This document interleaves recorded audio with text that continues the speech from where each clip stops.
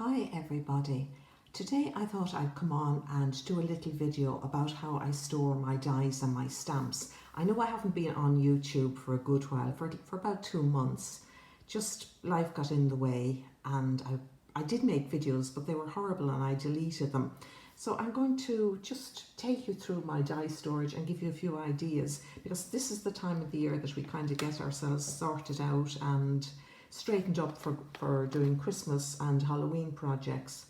So one of the ways I store my dies is I use these button wallets, and I put some card that I don't need or some scrap card in the back, and I sew from the, open up like this, and I sew from the fastener down and I create 2 compartments.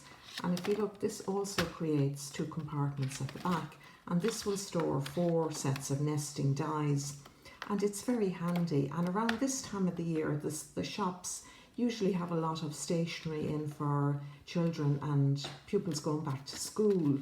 And also, if you have anybody who's finishing school or college, you could look at what they're throwing out and see, can you repurpose it? I know we shouldn't be using that much plastic, but there's kind of more of a demand for plastic stuff now, especially in schools, because it can be wiped down. But this is, I found this very handy. And I just kind of give a slow run through of what I do. I get these button wallets. Sometimes you can get them in packs of 5, and sometimes you have to buy them singly. And they come in other colours if you want to kind of coordinate and say, put all your round dies into pink and your square dies into blue. But I just open them up and I cut a bit of card to fit inside, and then I sew from here to here, or I get the dies that I'm planning to put in them, and if I have a very small die, I'll only say sew here and make a small compartment and a big compartment. And I know this is dependent on you having a sewing machine. Now you could probably try gluing or using one of these wood burning tools or a fuse tool to do it as well, or some you know, red tape or very sticky tape. You could try that, or you could borrow somebody's sewing machine. Now I have this gadget here. It's a Teflon foot for a sewing machine. Now it literally costs pennies on eBay or Amazon, or you can get it from China, and it helps with sewing, you know, doing the sewing on your plastic, because most sewing machines don't like plastic, they just hate it, but this helps. And if you haven't got the foot, what I used to do was put a row of washi tape down, and this I felt helped the sewing machine needle cope with the plastic, cope with 2 layers of plastic. But you'll find if you're sewing plastic and it has a layer of card inside it, it is easier to manage than just sewing 2 layers of plastic together. Now, and here's, I started off when I was doing it. You can also get these button wallets that have the buttons on each end. Excuse the cut of my hands, folks. I was gardening and I'm torn asunder, and I also had an argument with one of those little mandolin grater things in the kitchen. But this, for this one, I didn't put the card in, so you can, you know, if you really want to be able to see what's in the package.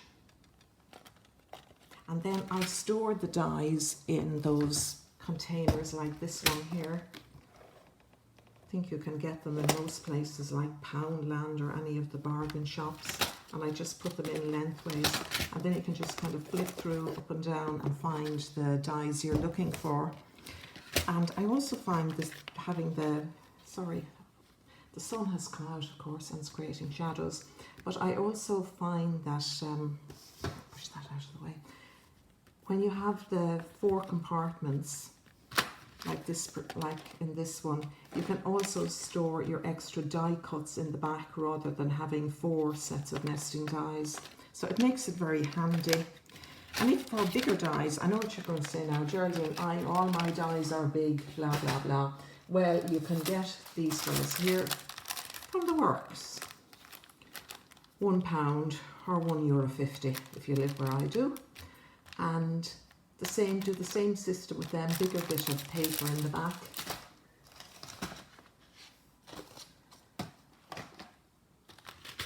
Same thing here, put your paper in the back, sew up along here, and then store your dies or store die cuts in the back and put them into, you know, lengthways into one of those kitchen fridge storage units. I don't know the correct term for them.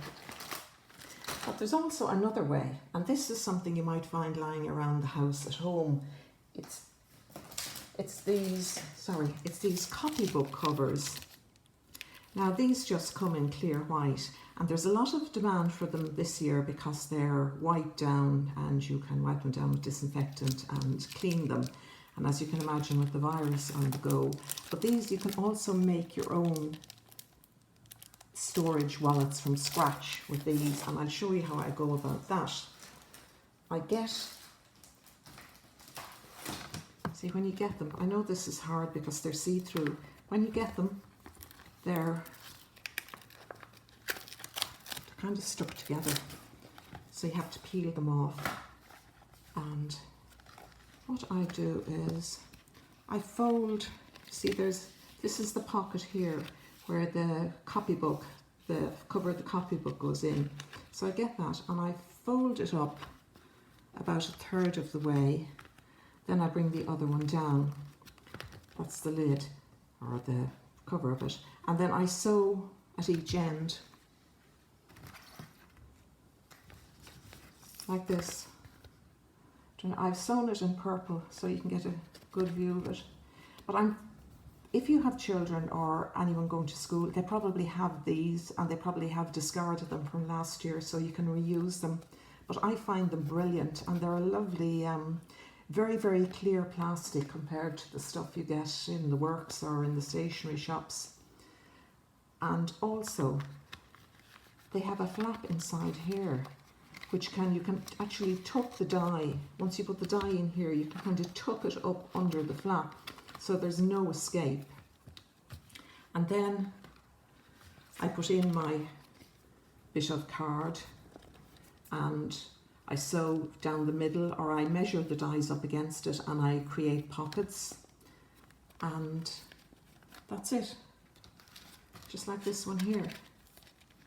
Sorry for the glare, but that's my poinsettias. And then the smaller little dies are in the back, and there's a big pocket here for die cuts. So I hope that's of some use to somebody, and if there's any questions, put them in the comments and I'll try and answer them. And another bit of storage that I do, just a minute and I get it.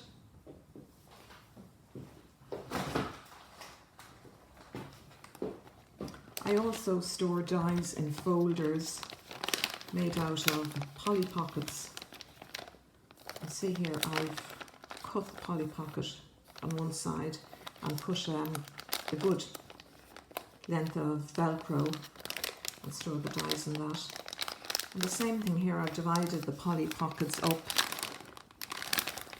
and you can get into them from the back.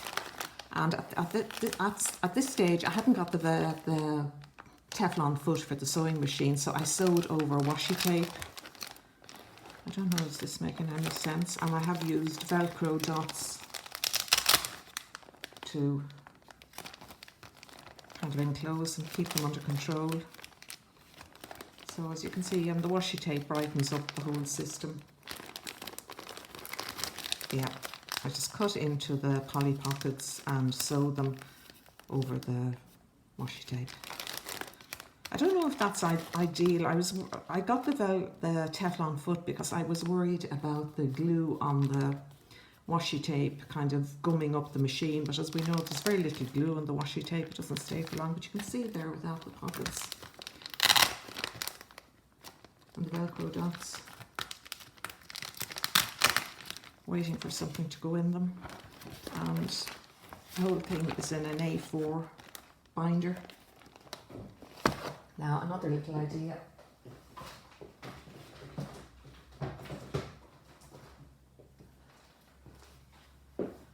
Now I have another A4 folder here with a good splattering of paint on it, and I have used the 9 pockets that we use for the pocket letter holders, and I store my small stamps in them.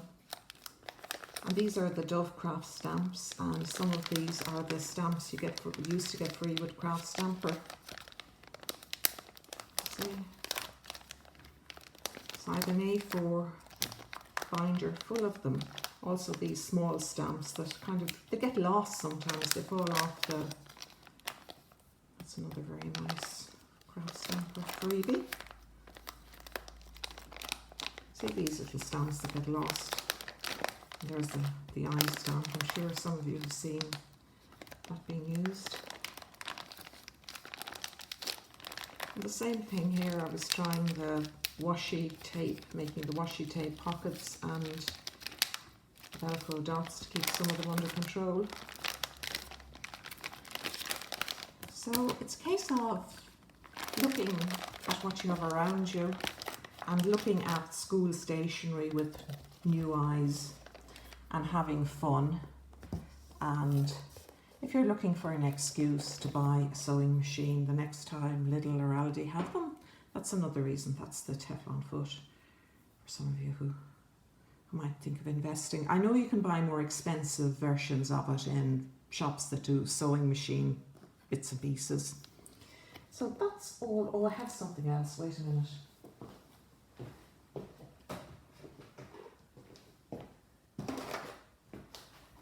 Sorry about that. I have so much storage and so many ideas that I'm losing the run of myself.